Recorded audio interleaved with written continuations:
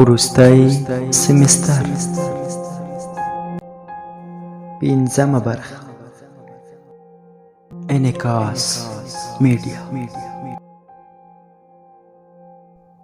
ژر مې پسې لاس ور اوږد کړ، کتابچه مې ورته ونیوله، هغې هم بې له ځنډ او صبره لاس راوړاندې کړ. کتابچه یې په خپلو سپینو او نازکو ګوتو ونیوله، روانه شوه، بیرته ودرېده، مخ یې راواړوه، د مننې الفاظو یې نرۍ ګلابي شونډې بېلې کړې.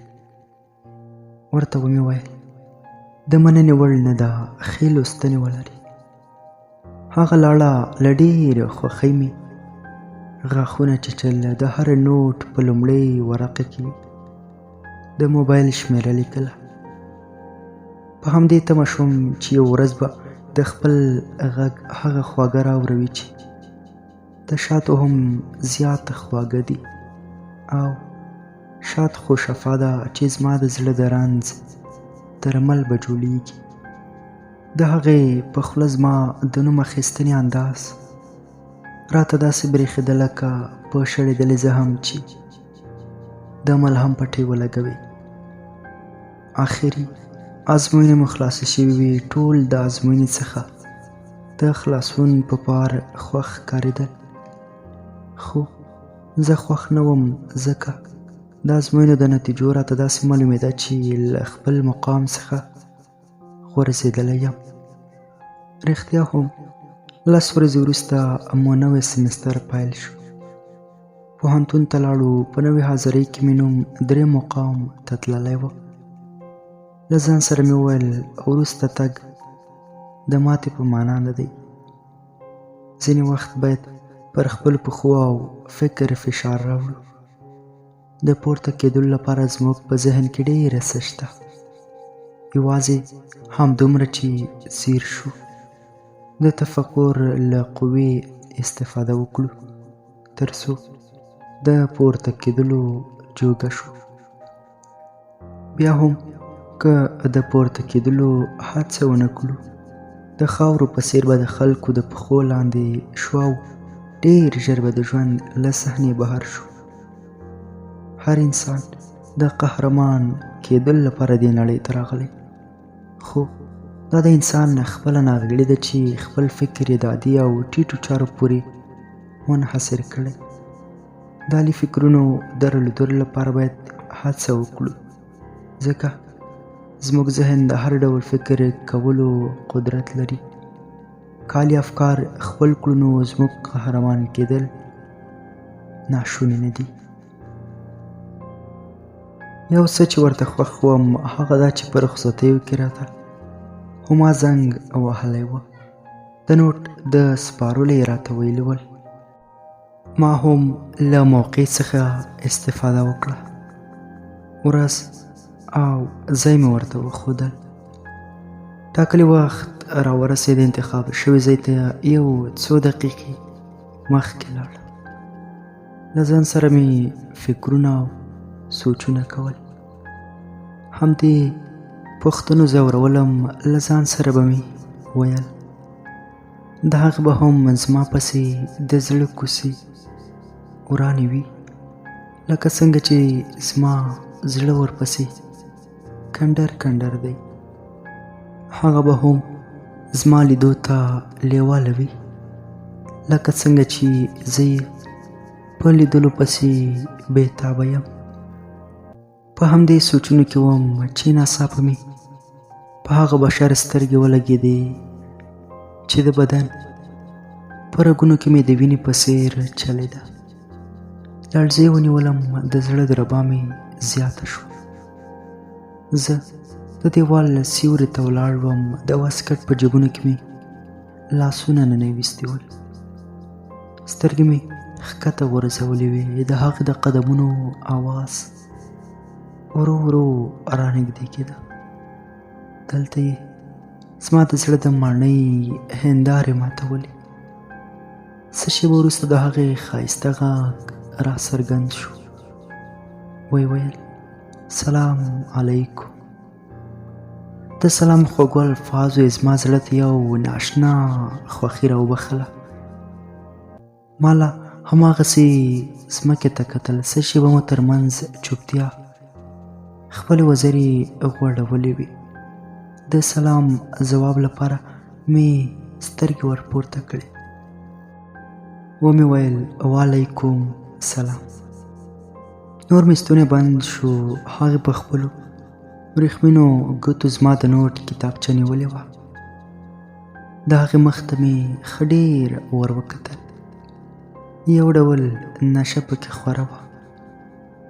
د حیا سره یې په واورین تدیه او ځایول. بادام بادام خمري سترګې چې کتلو یې ژوند شینده. تیره باڼه یې په سترګو راښکتول چې هر ځل ښکته کولو او پورته کولو سره یې زما د زړه درزا زیاتوله. سپین صدف غاښونو یې خوله لا ښایسته کړې وه. سترګې یې رانیغې کړې. ویې ویل ستا د نوټ کتابچه مې ډېره وځنډوله. بښنه راته کوه. زه د الفاظو په لټه کې شوم چې ځواب ورکړم او د خپل ځان سره مې ښه ټکي راټول کړل. د خبرو چل راڅخه بیخي هېر و. ومې ویل الله مو وبخه. مقصد چې ستونزه حل شوې وي. ځینې شیان باید د ځینو سره وځنډېږي تر څو لا خوندور شي.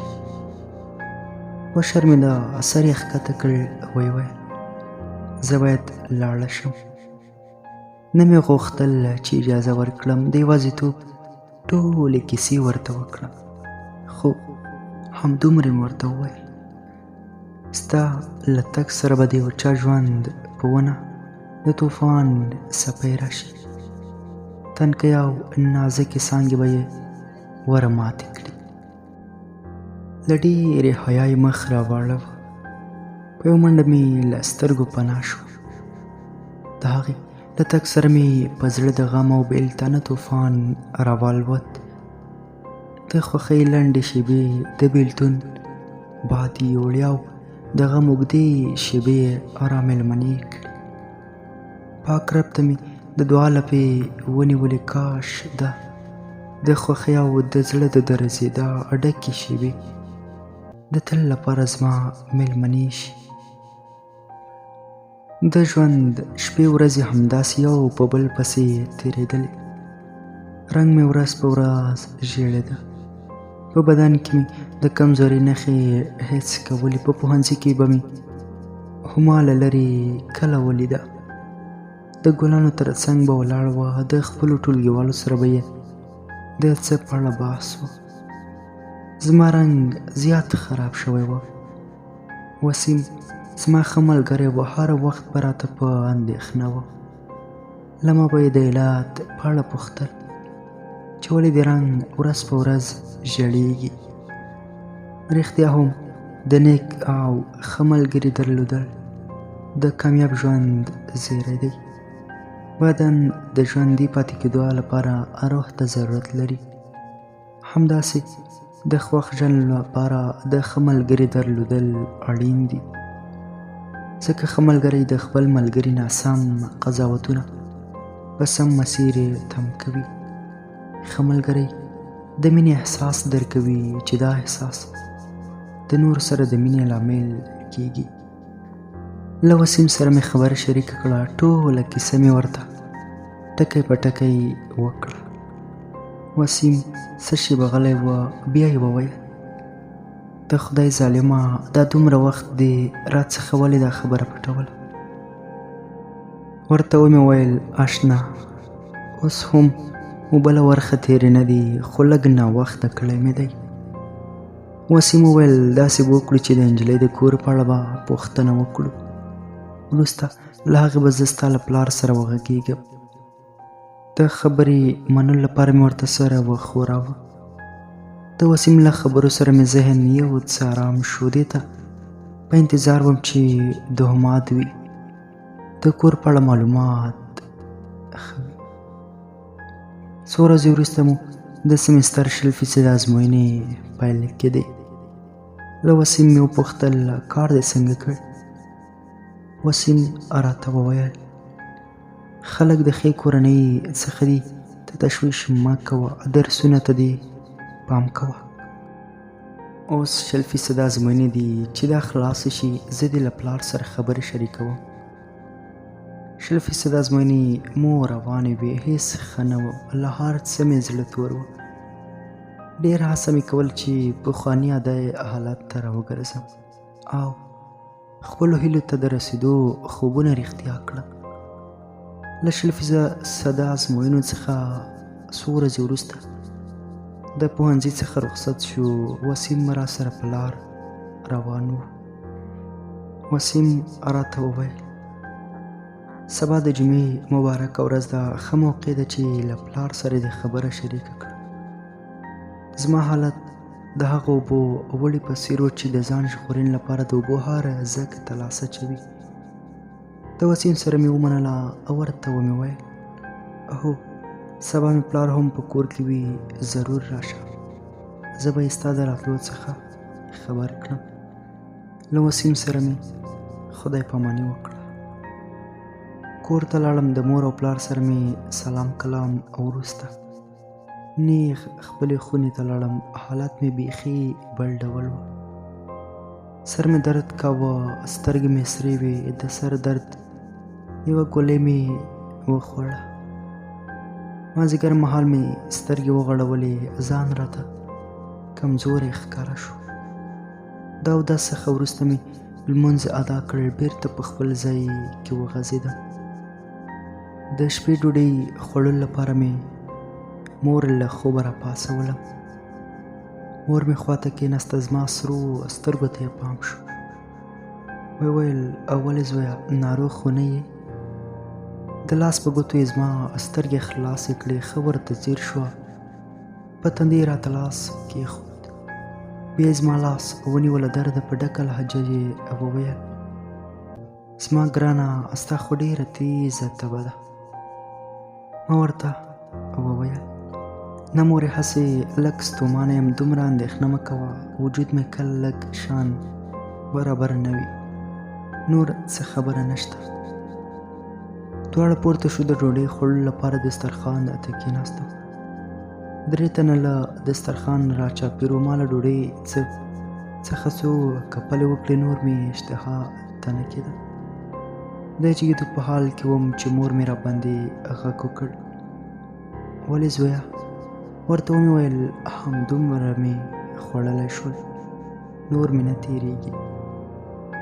پلار ته مې مخ ور واړاوه. ومې ویل پلار جانه سبا زما ټولګیوال وسیم راځي، څه خبرې در سره لري؟ ګران اورېدونکو، دا و د وروستي سیمستر د ناول 5مه برخه.